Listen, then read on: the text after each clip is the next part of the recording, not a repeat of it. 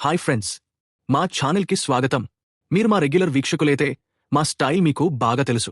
కొత్తగా చూస్తున్న వారి కోసం చెప్పాలంటే మేము ఇక్కడ ఆసక్తికరమైన విషయాలు, వివాదాస్పద సంఘటనలు, మీకు ఆలోచింపజేసే కథనాలు అందిస్తాం. నీవు రెడీనా?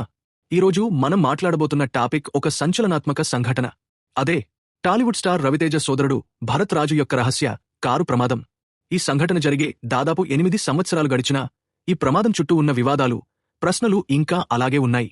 భరత్ రాజు మరణం కేవలం ఒక రోడ్డు ప్రమాదం కాదు. దీని వెనుక ఎన్నో అనుమానాలు, ఊహాగానాలు, మీడియా గాసిప్లు ఉన్నాయి. ఈ వీడియోలో మనం ఈ సంఘటనను లోతుగా అన్వేషిస్తాం. ఆ ప్రమాదం ఎలా జరిగింది? దాని వెనుక ఉన్న కారణాలు ఏమిటి?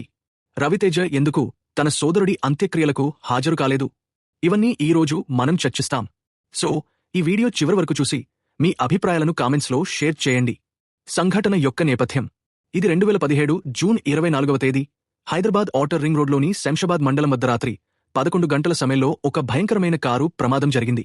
ఈ ప్రమాదంలో టాలీవుడ్ నటుడు, మాస్ మహారాజా రవితేజ సోదరుడు భరత్ రాజు, 46 సంవత్సరాలు, మరణించారు. భరత్ ఒక రెడ్ స్కోడా సెడాన్ కారును డ్రైవ్ చేస్తూ ఒక స్టేషనరీ లారీని వెనుక నుండి బలంగా ఢీకొన్నాడు. ఈ ఘటనలో కారు పూర్తిగా ధ్వంసమైంది మరియు భరత్ అక్కడికక్కడే మరణించాడు. పోలీసుల ప్రాథమిక నివేదికల ప్రకారం భరత్ అతి వేగంగా కారు నడిపినట్టు, అతని కారు స్పీడోమీటర్ 150 కిలోమీటర్ల వేగంతో ఆగిపోయినట్టు తెలిసింది. అయితే ఈ ప్రమాదం అంత సాధారణంగా జరిగినది కాదు. ఈ సంఘటన చుట్టూ ఎన్నో అనుమానాలు, రహస్యాలు ఉన్నాయి. భరత్ రాజు ఎవరు? ఫ్రెండ్స్, భరత్ రాజు కూడా ఒక టాలీవుడ్ నటుడే. అతను ఘీ, రెడీ వంటి సినిమాలలో చిన్న చిన్న పాత్రలు చేశాడు. అయితే అతని సోదరుడు రవితేజ లాంటి స్టార్ స్టేటస్ అతనికి రాలేదు. భరత్ గతంలో డ్రగ్స్ కేసులు, ఇతర వివాదాలలో ఇరుక్కోవడం వల్ల అతని కెరీర్ పెద్దగా ఊపందుకోలేదు. కొందరు అతన్ని రవితేజ సోదరుడు అని మాత్రమే గుర్తించేవారు. ఇది ఒకవైపు భరత్కు గుర్తింపు ఇచ్చినా, మరోవైపు అతని వ్యక్తిగత జీవితంలో ఒత్తిడిని కలిగించింది. ప్రమాదం యొక్క వివరాలు. ఈ ప్రమాదం జరిగిన సమయంలో భరత్ ఒక్కడే కారులో ఉన్నాడు. అతను నోవోటల్ హోటల్ నుండి గచ్చిబౌలి వైపు వెళ్తున్నాడు.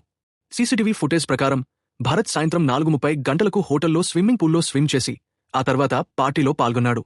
రాత్రి 9:30 గంటలకు హోటల్ నుండి బయలుదేరాడు మరియు గంటలోపే ఈ భయంకరమైన ప్రమాదం జరిగింది. పోలీసులు కారులో ఒక ఖాళీ వోడ్కా బాటిల్ను కనుగొన్నారు. దీనితో భరత్ మద్యం సేవించి డ్రైవ్ చేశాడనే అనుమానం వచ్చింది. ఈ విషయాన్ని నిర్ధారించడానికి ఫోరెన్సిక్ సైన్స్ లాబొరేటరీకి విసరా శాంపిల్స్ పంపించారు. ఈ రిపోర్ట్ రాకముందే మీడియాలో భరత్ మద్యం తాగి డ్రైవ్ చేశాడనొచ్చి వార్తలు వచ్చాయి. ఇది ఈ సంఘటన చుట్టూ మరింత వివాదాన్ని రేకెత్తించింది. రవితేజ ఎందుకు అంత్యక్రియలకు హాజరు కాలేదు?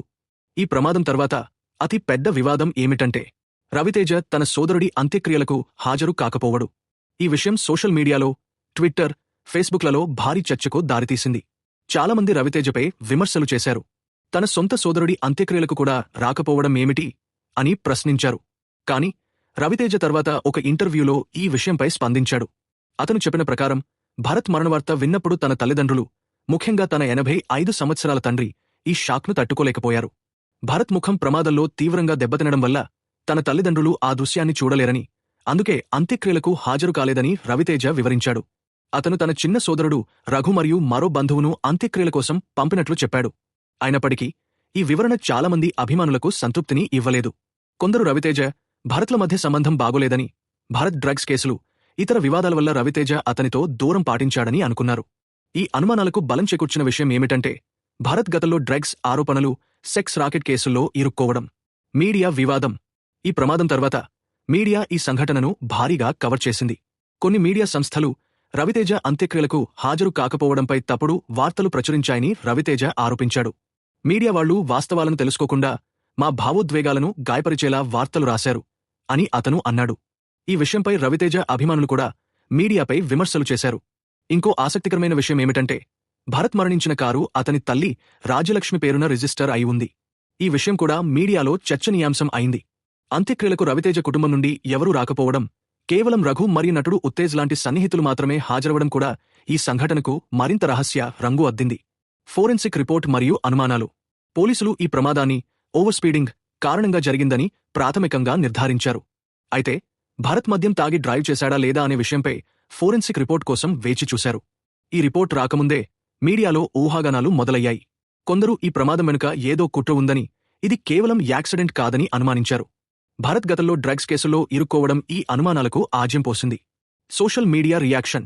ఈ సంఘటన తర్వాత సోషల్ మీడియాలో రవితేజపై విమర్శలు వచ్చాయి. కొందరు అభిమానులు, భరత్ ఎలాంటి వ్యక్తి అయినా అతను రవితేజ సోదరుడు కదా, అంత్యక్రియలకు రావాల్సింది అని అన్నారు. ఇంకొందరు రవితేజ నిర్ణయాన్ని సమర్థించారు. ఎందుకంటే భరత్ జీవనశైలి, వివాదాలు రవితేజ కుటుంబానికి ఇబ్బంది కలిగించాయని వాదించారు. రానా దగ్గుబాటి, అల్లరి నరేష్, లక్ష్మీ మంచు, సుధీర్ బాబు లాంటి టాలీవుడ్ సెలబ్రిటీలు భరత్ మరణంపై సంతాపం వ్యక్తం చేశారు. వాళ్లు ట్విట్టర్లో రవితేజ కుటుంబానికి సానుభూతి తెలిపారు. అయితే ఈ సంతాప సందేశాలు కూడా మీడియా దృష్టిని ఆకర్షించాయి. ఈ సంఘటన నుండి నీతి.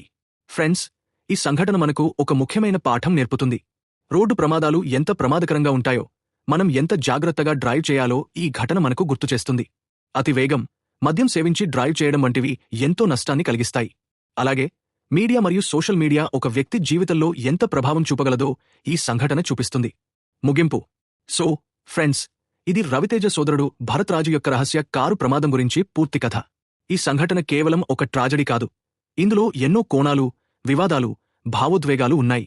ఈ వీడియో మీకు నచ్చినట్లయితే లైక్ చేయండి, షేర్ చేయండి మరియు మా ఛానల్ను సబ్స్క్రైబ్ చేయడం మర్చిపోవద్దు. బెల్ ఐకాన్ను క్లిక్ చేసి మా కొత్త వీడియోల నోటిఫికేషన్స్ పొందండి. మీ అభిప్రాయాలను కామెంట్స్లో తెలపండి. ఈ సంఘటన గురించి మీరు ఏమనుకుంటున్నారు? రవితేజ నిర్ణయం సరైనదని అనుకుంటున్నారా, లేక వేరే ఏదైనా అనుమానముందా? మీ ఆలోచనలను మాతో షేర్ చేయండి. మళ్ళీ కలుద్దాం మరో ఆసక్తికరమైన వీడియోతో. అప్పటివరకు టేక్ కేర్. By by.